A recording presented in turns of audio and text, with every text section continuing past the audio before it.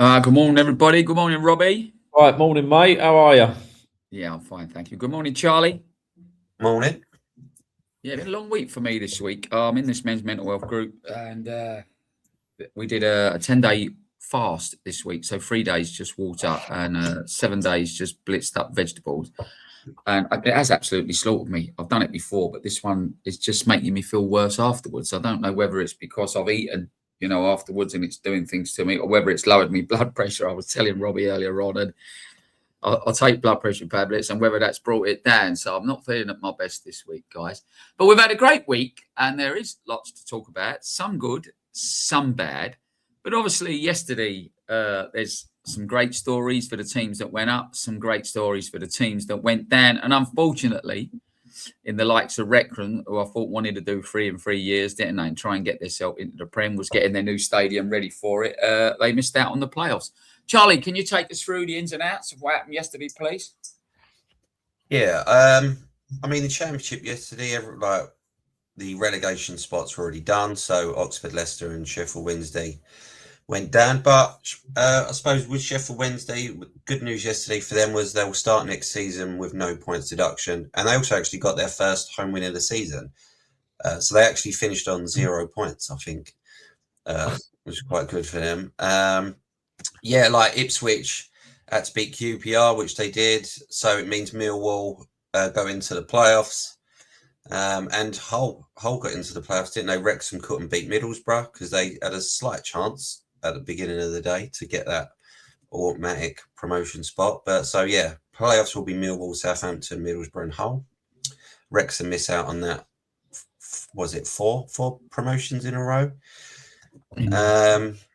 League One.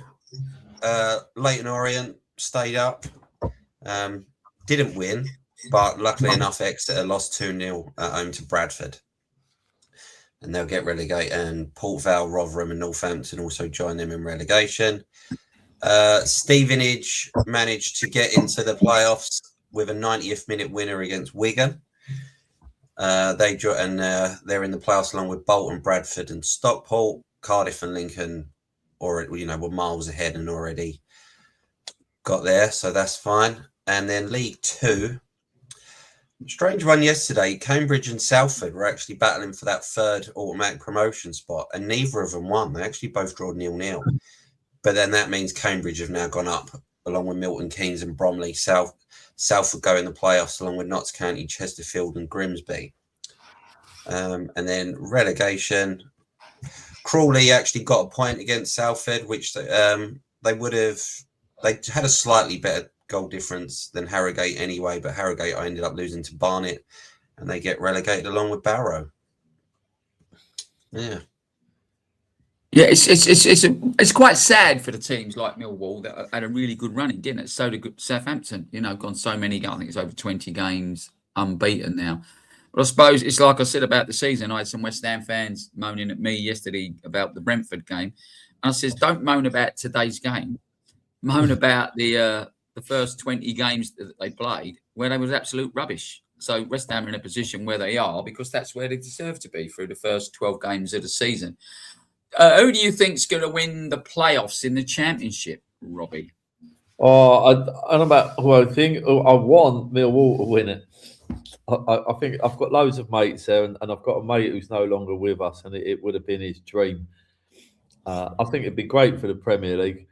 So heart says Millwall, but head says probably Southampton, as I think they're the form team. But the playoffs are always fantastic to watch. They're brilliant games because there's so much at stake. So I'm going to go with Millwall. Charlie, how about you? Yeah, I like it when teams who've not been in the Premier League go into the Premier League. Middlesbrough, Hull, and Southampton have already been in it. So just for the fact that Millwall, last time they was in the top flight was 1990, I think, wasn't it, Millwall? It's been a while.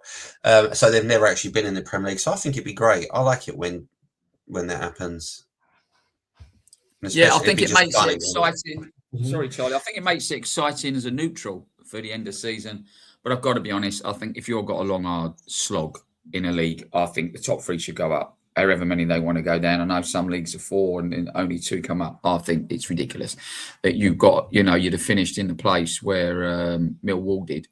And I think they deserve to go up. As for invariably, it's never normally the team that just misses that ends up going up, does it? They end up sort of losing a bit of form, and it's really a cup final. They say the game is worth more than winning the Champions League final. So yeah, it is strange. I quickly looked at the Scottish League, Charlie, before we move on. And as we know, we've all been trying to root Hearts on to win it, just for something that's a bit different. And I said to you the other day, didn't I, how many games are actually in the Scottish League? And no disrespect to the people in Scotland. I follow football in Spain. I do follow, obviously, the British League. I follow Leyton Orient, like Charlie said, one of my first teams I ever went to see. But I wasn't sure how the leagues were. And I don't know if you two were. Because when I looked, I thought it must be nearly finished, the games they've done with the amount in the league. But this is how they do the league. I mean, this has got to be more preposterous. I don't know who come up with this league. In the Scottish League, there's 12 teams in the league, 38 games per team per season. Season runs August to May. The split. This is what makes it weird. Everyone plays each other 3 times, in that league. 33 games, home and away is split. You might even play Rangers at home, Rangers or vice versa. After 33 games, the table is split in half. The top 6 fight for the title. The bottom 6 fight for the relegation to stay up. So for phase 2, you play 5 teams in your half, 1 more time, equaling 5 more games. Points from phase 1 carry on no matter reset. So total over 38 games. Why the split? It says too many fixtures with Scottish weather and European games still keeps it at 38 and makes it final 5 places.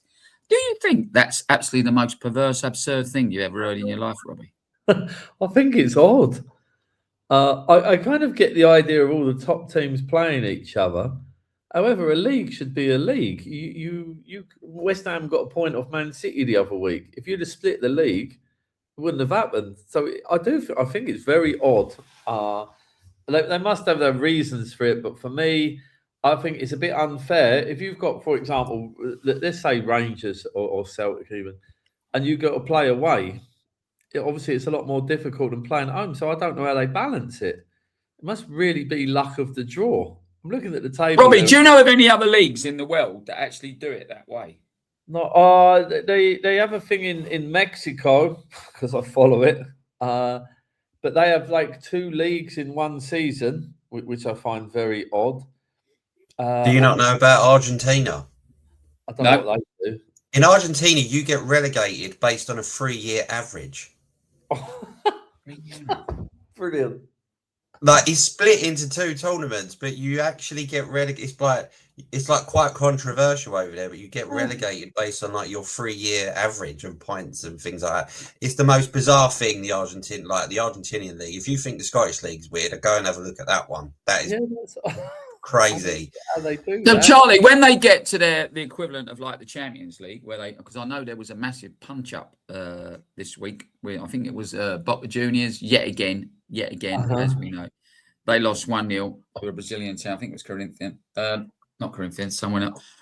How do they get into their leagues then? Like the following, hypothetically, into their Europe, into their South America internal cups, with Brazil and Ecuador and Peru and all the Venezuela. How do they get into that? How does that work? I think in Argentina, I think the official champion is who gets most points across both tournaments in that regular season. And I think that's how that team gets into like South America's version of the Champions League. Honestly, you need to go look at it. It's so odd how the Argentinian league works. It's bizarre. Look, I tell you, Charlie, lucky they don't do it over 2 years in the Premier League, because Spurs would definitely be down. They'd be bottom this year, wouldn't they? Yeah, wouldn't they just? Yeah, they'd have no hope. It's strange how teams work it. I do suppose it all helps the little teams with money, maybe not playing unnecessary games if they've not got the money. Yeah, I think with Scottish football, they tried to restructure it a while ago, didn't they? I think they realised something wasn't working there, and they had a bit of a restructure. Whether they like it or not, I'm not entirely sure. Yeah, I agree. Now, guys, I've got to tell you, in the week, I decided to watch some games, watch some football. I try to watch as much as I can because we do. I also try to keep my finger on the pulse of what's going on around the place, especially controversial things. A couple of things we've got to mention later. Probably we don't want to, but if we're going to do it, we brought up the Mendy case not long ago. There was a fantastic game, right, that finished 5-4, right? It had everything. And I can't tell you, I think Mansfield beating Cardiff yesterday 5-4 was an absolute blinding game. Did you agree, Charlie? Yeah, it was great. It was you kind of sometimes worry for the end of the season that, you know, players are kind of already on the beach, but it was nice to have like a great game like that towards the on the last day. It's kind of what you want. No, it's all a wind up, boys. That's the one. Obviously, the game I'm talking about is obviously PSG, and I'm not even going to ask Robbie because he'll throw something at the screen. Was obviously the PSG Bayern game. Bayern had gone, I think, all season unbeaten up until that point. And PSG had been on and off. You know, they're top of the French league. I don't want to sound disrespectful to the French league, but I think the money they've got, they're owned by a state country, which I think is almost always wrong. Because I've always said if these state countries just at one point on a whim go, that's it, I've had enough. I've put my money in. I don't want to do it no more. It's finished. We've got it going on at Newcastle at the moment, where there's rumours coming in that they want out. I don't know if you follow golf, but a group called PIF, which is Saudi Investment Fund, they invested over 5 billion in Live Golf over the last 6-7 years, and they pulled the plug yesterday. So it looks like that tournament is kaput. We'll see if they can find funding to keep it going. I very, very much doubt it. And that's always been my worry. But I thought it was one of the best and most memorable games. And just everything what's good about football. Remember the old Brazil days, the glory days, you know, when it was good to watch football and it was class. It was great football. I can't think the name of the winger for PSG, but Sean Elise. There was someone else in the team. I can't think of his name for Paris Saint-Germain. It was magical. It was magical to watch it, and you come off feeling like you've been out for a night on the lash with the boys, and you was up. It just made you feel good. What football should be now. Do you agree, Robbie? Yeah, we spoke a couple of weeks ago that game of the season was Munich v Madrid, and we've got a new one a couple of weeks later. I just think it's great. We complain a lot about boring football, back passes and all of that. And actually what you've been given there is a real game of football where both teams have just gone for it. And I think it's brilliant. And I hope the Premier League teams or owners are looking at that game saying, you know what, that's how we should be playing. Not 726 back passes every game. But I think it's great for football. And it's lovely to see goals. And as a neutral, for me personally, I think it'd be a travesty if one of them two doesn't win the title, don't win the cup. Be quite sad because the football's brilliant. I agree with you, Robbie. I when I watched it, like obviously growing up in the 70s, Bayern had a great team, and I think they won it 3 years in a row. If I could be wrong, I think they had Muller in the side, Gerd Muller, and Beckenbauer, and they were just like the top team. I don't think if they were there, Leeds could have won a couple of things more when they was at their their pomp. But did you just not think it was a pleasure to watch, Charlie? Yeah, like I mean, as a neutral, when you sit down, you know, when you get to these later stages of the competitions, that's what you want, don't you? You want to sit there and watch a proper game of football. You want excitement and go and just drama almost. And the problem is, you knew that the game the next day they was just going to cancel each other out. So you knew what you was going to get from Atletico Arsenal, and this game just proved our football should be. And now we want to watch it. We want to sit there and talk about it for the next 2 days. What a game! You know, Kvaratskhelia and Elise and Kane and Dembele, like it was great. And everyone's now excited for the return leg because they're like, oh my God, are we going to get this again? I mean, when you go back to the old, I always remember Alex Ferguson said, my boys have got to learn to play in the league. And I do. I think Europe is a different entity. You have to learn it. Charlie's told me a million times, European teams can't really care less about their leagues. They all want to win the Champions League, where it's reverse in the English leagues. But do you think it's a total, It's hopefully what I'm trying to say. This will move the competition on. I think we've gone through the stage of the Italian teams getting the 1-0. Years ago, we used to have the away goal. Do you remember? It used to count as double.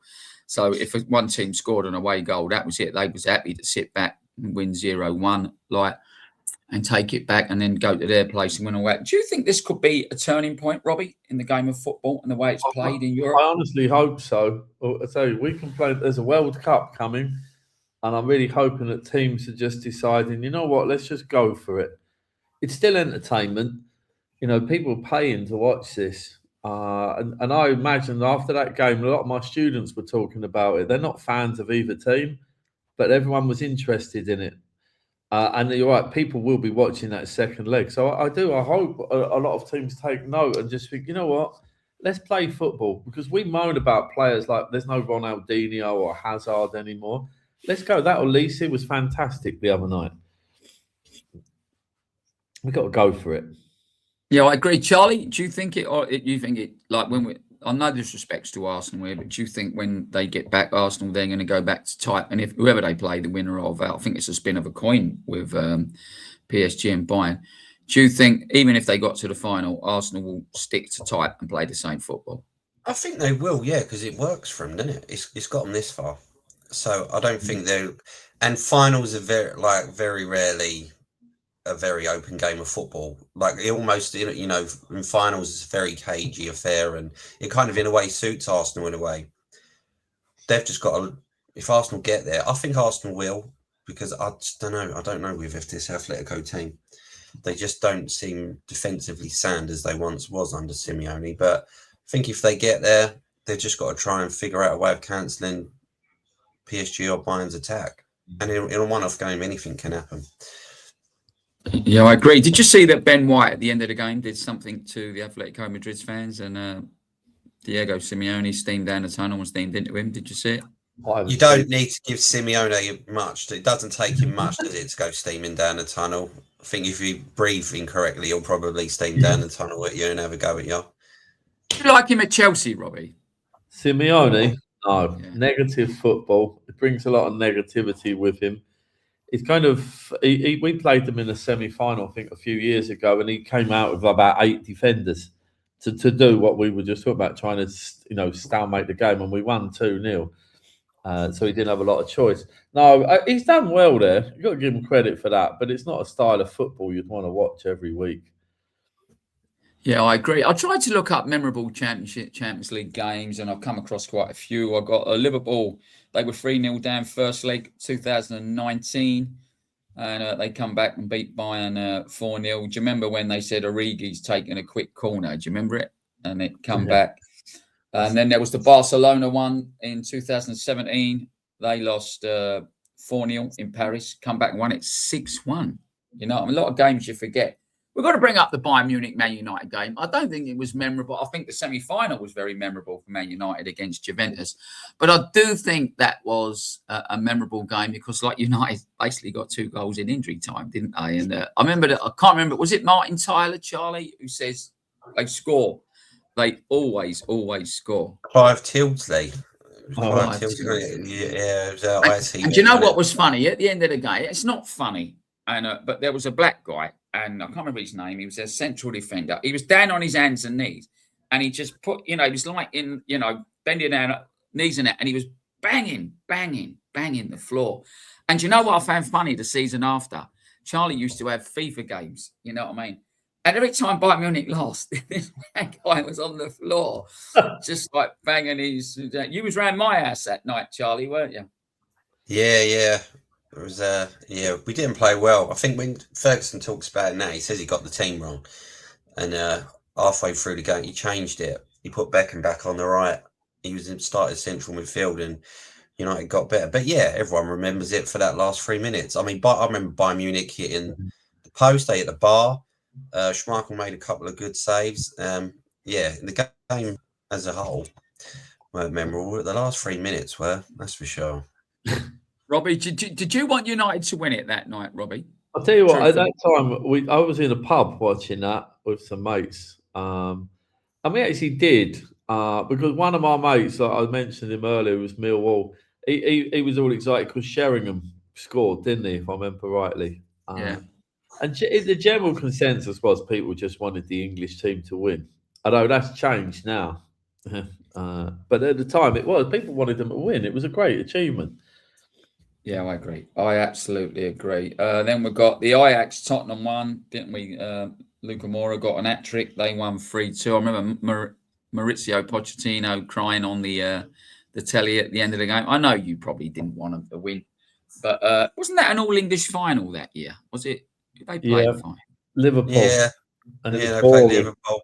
They Liverpool got a penalty, didn't they, in the first 2-3 minutes? It was an handball, and they kind of sat back after that. And Tottenham just didn't have much go in them. I think Kane started, but he weren't really fit. Yeah, but the thing is, when you think some of these comebacks, right? I'm so all like these great Champions League comebacks, but what made him great was almost in a way because of the away goal rule, like you brought up earlier. Like a lot of them went through because of the away goal, accounting as double. And now that that don't happen now. But if you look back at some of those games, it was the away goal was the reason those teams went through. Well, Yeah, I agree. Makes the game. We played Barcelona. Mourinho was there. I can't remember 2006, something like that. And we won. We lost 2-1 away. And I remember there was a big Mourinho in his style was accusing. I think it was Rijkaard of going in the ref's changing room at half time. And he calls the scene. Anyway, we beat them at home 4-2, but it was 3-2. Ronaldinho had scored an amazing goal. And I remember everyone just like, you've got to clap. And we were going out on away goals. And if I got it correct, Terry scored at the end. And Chelsea went through 4-2. If it was 3-2, we would have been out because of the away goals. So you've got to go for it, haven't you, in these games? It's memorable for it. Robbie, I think if you're at a game, and even if it's your own team, we won the cup in 80, and we won in the cup winners, and we played a game called Dynamo Tbilisi, and they talk about the Dutch total football. They come to Upton Park, and they literally, it was like an exhibition. You know, they were far too good for West Ham. They won 4-1. To a man at the end of that game, everyone just stood and applauded. Because you was watching a team that was just too good. We went and beat them 1-0 with a Stuart Pearson goal over there, but obviously we went out. But I think sometimes you got to applaud it. I tell you, I'm going to remember this one, guys. 2005, AC Milan, Liverpool, when AC Milan were 3-0 up at half time, and the AC Milan players were dancing and singing outside the doors of the Liverpool changing room. And obviously Liverpool come back, made it 3-3, and then won on penalties. You remember that game, Robbie? Yeah, I do. There's always something a bit iffy about that for them to collapse. I mean, it's a great comeback for them. I didn't want Liverpool to win that because I felt we got cheated in the semi-final, but that's me being petty. And it is, but it was a great game. But that's a massive comeback, to be fair. And I think that's the problem with some teams; they switch off. You can't at half time assume that you've won a game. You can assume if you're 3-0 up with 5 minutes to go, you can start thinking that. But I don't. I think it's a bit of arrogance. I think they came unstuck. Oh, I agree, Charlie. Yeah, I don't like talking about that game. Yeah. You obviously didn't want Liverpool to win that night, then, Charlie. I remember watching it, and that the second half started, and they had a 20-minute spell. Liverpool, didn't they? And they got back in it, and it went back to it. I think, and then even in extra time, I think Dudek made a save from Shevchenko. But I think there was a bit of controversy with the penalties, wasn't it? Because I think that was after that final. That was when they made goalkeepers stay on their line because Dudek was coming way off his line, wasn't he? And I think after that final, they was like, right, goalkeepers have now got to stay on their line. But it was as a final in a whole, I think it's probably probably the best Champions League final ever, isn't it? Really, 100%. Yeah, I had a right crappy year that year, and it's a bit long-winded. Sorry, guys, but it is surrounding the football, and I'd lost my mate Johnny Murphy, one of my best mates, on a golf course. My dad had been seriously ill. He had heart problems, and I was going to leave the job I'd worked at for 28 years to come over here, and I was worried, what am I going to do for work and everything else. And then when I went to work, they said, if you're not married, your wife won't get your pension if anything happens to you. So I went back and I went, Julie, right, we're going to have to get married before we go to Spain in case you don't get me pension. So I went for a game of golf, me and Fitzy. And when I come back, Julie and his missus Jackie, they went, right, we're getting married in 3 weeks in Gretna Green. I went, what? Went 3 weeks. You got 3 weeks. We're sorting it out, blah, blah, blah. So up we goes to Gretna Green the day before, right? So he gets up there, and Sean's booked this nice restaurant up the top, meal and everything else. And I said, you can have it here. There's no one here tonight. And tomorrow you're going to the bridal, the wedding room. You know, you've got a jacuzzi and all that lot.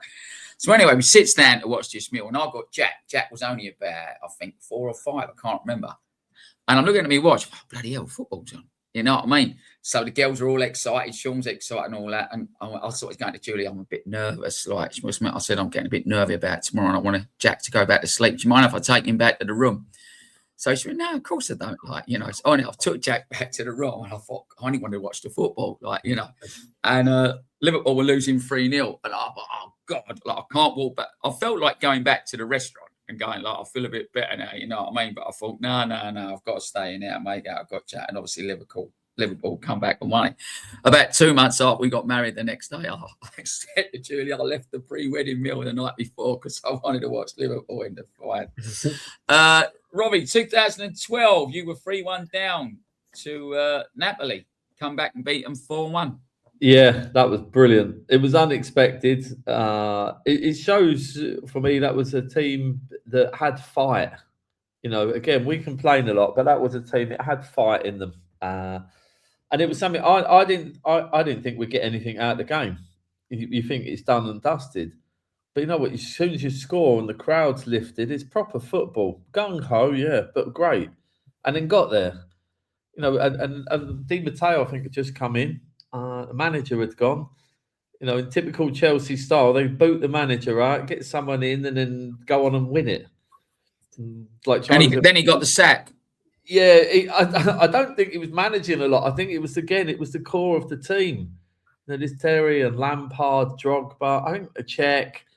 You know, we talk about a spine of a team. That United one had it with Schmeichel and that, and Keane and stuff. That's what carried it. I thought it was brilliant, but a great game, and it is memorable. You know, when you come out of the spine of the team is everything. Brian Clough used to say that many moons ago. Get a spine to your team, get a good keeper, get a good centre half, get a good forward, and you're halfway there. Charlie, do you remember the Deportivo Milan? They was 4-1 down to San Siro, 1-4-0 in 2004. Yeah, back when Deportivo actually had a good side. But yeah, I do remember that. And you look back at those old AC Milan sides now, and you think, God, they had a team back then. Mm-hmm. Didn't you? But, great. Then you had Roma, 2018. Was that against Barcelona? Was that Roma? I think it was. I think it was, wasn't it? I think his audio's gone. Oh, okay. It might have. Yeah, it is. Yeah, he's turned it off. So we'll carry on, gents, anyway, right? Yeah. There's a few other games. So I remember Dortmund beating a Spanish team, Malaga, I think. The Spurs one with Ajax. The semi-final with United. Who was another one? I'm trying to think of other ones like Deportivo. Oh, when Deportivo beat Milan, didn't they? 4-0. Yeah. We've got them.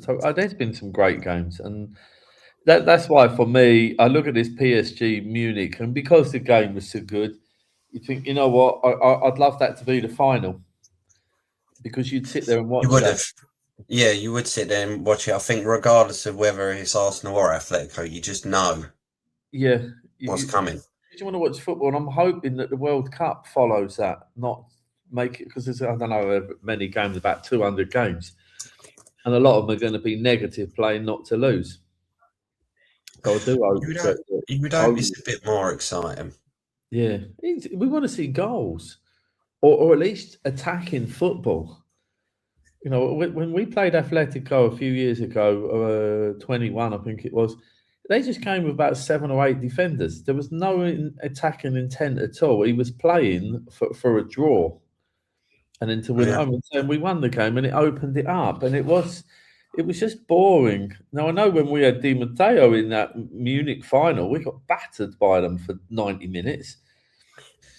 You know, I mean, I remember that when you won the Champions League that year. You know, when you sit there and you think, if ever there's like a thing where you just know it's a team's year. That was it. Because even in Yeah. the semi-finals against Barca, you got Messi missed a penalty, didn't he? Yep. John Terry got sent off. I think he needed Alexis Sanchez in the back, so you play most of the game with 10 men. It was just, yeah, you just sit there and think, like, my God, if ever it proves that sometimes fate is like is a You do. thing, You feel that it, is it. though, don't you? You see, with your one of my best mates, he's United, and he was in Munich for that final. He got it tattooed on his arm afterwards, the 3 cups at it. But the Juventus game was the one. You see, and that's when you start thinking, going to get this. You need a bit of luck, I think, to win any competition because it's a one-off game or a mistake and stuff like that.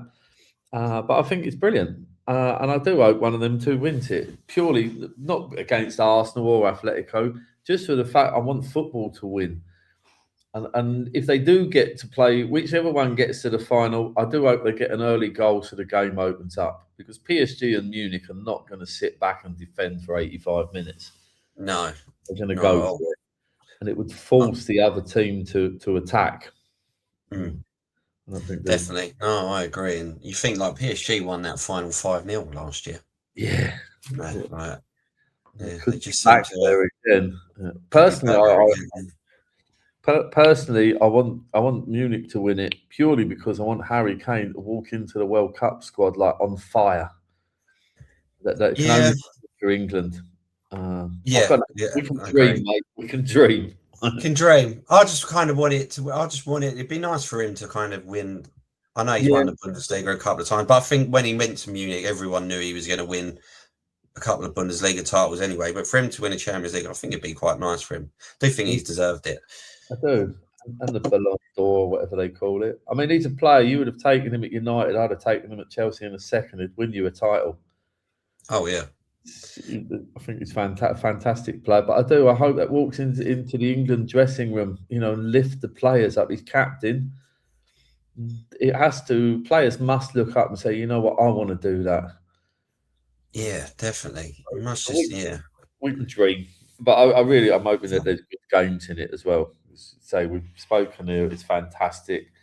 The playoffs are in a few weeks. They're normally good games. We'll have to do into that. Yeah, whether you agree with the playoff system or not, you do get some good games in it, and looking forward to them definitely. Finals are usually nuts because it's all or nothing in one game. So and the Premier League change. It can change your entire club, can't it? Like, I think like the money Millwall would get if they get into the Premier League. Like, even if they get relegated the next season, you still get the parachute payments and things. And it's the most I don't know, cash-worthy game in history or in the world. The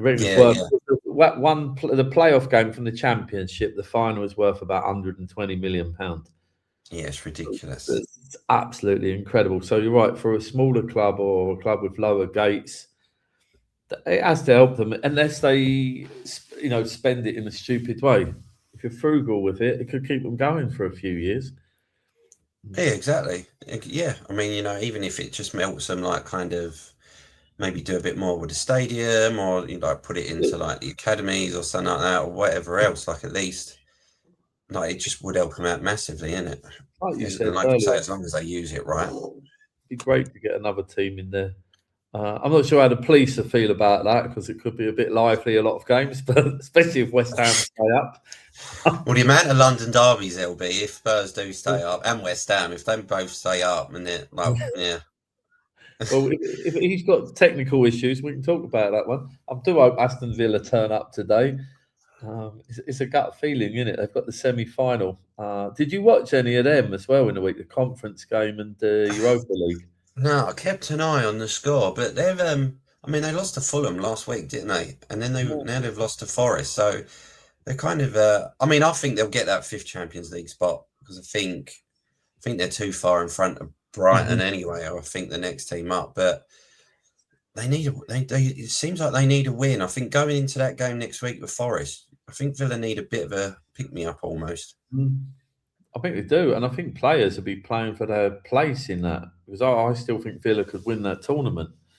Oh, yeah. it seems Yeah. Forest are kind of. I think they're safe. I mean, we played them on Monday, but I think Forest are safe now. I think they'll be. I think they'll stay It's up. They'll tricky one, concentrate. Forest. I think with Forest, the only reason why they wouldn't be safe is if they kind of lose every league game now and somehow Tottenham start to pick up points. And West Ham, and I don't see it happening. No, I mean West Ham's still only 3 points behind them though. I mean, I know they've got to play Hughes Monday night, but then you kind of look at it now and you think, well, Chelsea kind of really need a win. Mm-hmm. They need some That's momentum. right. Yeah, you really need some momentum. Because for going into that cup final, you would think you'd need that. Definitely need some kind of momentum. Need something because I think with City, at the minute, what they 6 points behind Arsenal, they play today. City, don't they? I think. City play. I think City play on Monday. Oh, Monday then. Oh, because it's bank holiday in the UK, isn't it? Yeah. With that one, so. Tell you what, but that put. Oh no, for me, obviously as a Chelsea fan, I'm hoping that the league is close because it might give us half a chance in the final. If we've got some momentum going, there's nothing to be fearful of. It's a one-off game, you know. Oh, exactly. And I mean, anything can happen. I mean, that last FA Cup final, I went into that final thinking we was not going to win that at all. We was in such bad form going into it. I think not long before that, we got absolutely battered by Crystal Palace, about 4-0. You just went into it and just like, yeah, we've got no hope here. But on the day, we absolutely turned up. Thoroughly deserved to win it. And that's what I mean. It's just a one-off. You've got to go for it. Oh, you're right. They play Everton on Monday, which is a tough game. They're away to Everton. Yeah, and Everton is fighting for those European spots. And the thing is, you know, like my cousin George, he was like watching the game yesterday. I went, all it takes is for City to just even draw. Mm-hmm. I mean, that's it. I mean, it means it's one draw, and you just got to win the rest of your games. I think that West Ham game would be massive though for Arsenal. I think if all the games at the moment, you think that West Ham Arsenal game could be massive in terms of relegation in the league. It's a huge, and it's a London derby, so they're unpredictable. Yeah. That's my thing. It's like you guys play Liverpool today. What do you reckon is going to happen there? I mean, they've been so off Liverpool. Like they've not played well almost all season, and I think that again, I think they're all right with Champions League football now, but neither team's going to want to lose that, are they? And I think we can pretty much all but guarantee Champions League football if we win today. So, and you just want to kind of beat them, didn't you? You always like you know, it's when you play Tottenham in it, like you're all right, and you're not going to get Champions League now probably, but send them down and it just beating them. You see, just beating them.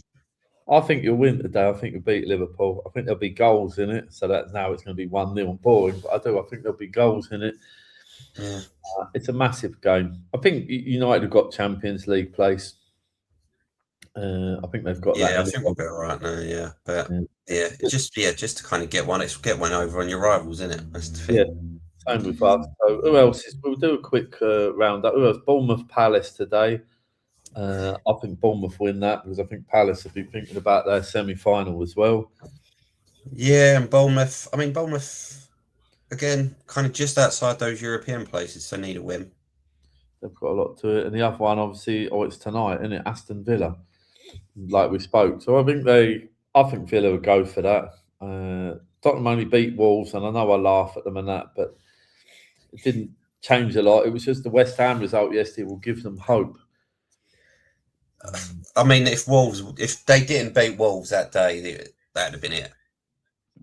Down, absolutely been it. But it's not an easy game today. Oh, when they really need to turn up, Tottenham, they really need to start performing because they're running out of time. I think they're going to find it hard, and I think there's a massive injury list, which is something for me another time. The amount of players that can't play more than 2 or 3 games, and then that's it, they're out again. Yeah. Hamstrings and that. So there's something else in football I think needs sorting out for it. And I do you think, Charlie, I think some of these players, do you think half of them are thinking about the World Cup? and how to not get injured before going. I think so. I mean, you look at that Xavi Simmons for Tottenham, didn't like he done his ACL, didn't he? So that's him out for the rest of the season, definitely the World Cup. So I think some of them will keep it. Definitely got it in mind. But again, if you're going for the league and everything, you can't really think about that, can you? I just wondered, some of them, we've lost that Esteval. Any injury now that's more than a week or two probably puts them out of the World Cup.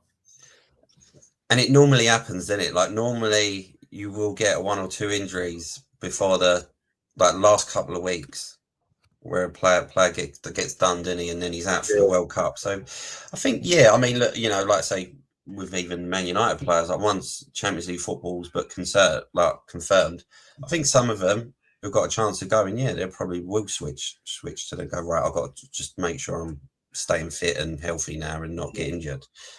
We'll do that. We'll do a World Cup one before it starts. I'm going to try and I've got a mate who speaks English, but he's Colombian. I'd love to get a different point of view that's non-European on it. I'm just trying to convince him, because for him it'll be about 4 o'clock in the morning. And he has to record it. But we'll try. So, right, shall we wrap this up then? We'll wrap it up then. Yeah. We've lost him with technical issues. So I do hope say like and subscribe, and we'll catch you guys next time. See you later, Charlie. See you later. Bye.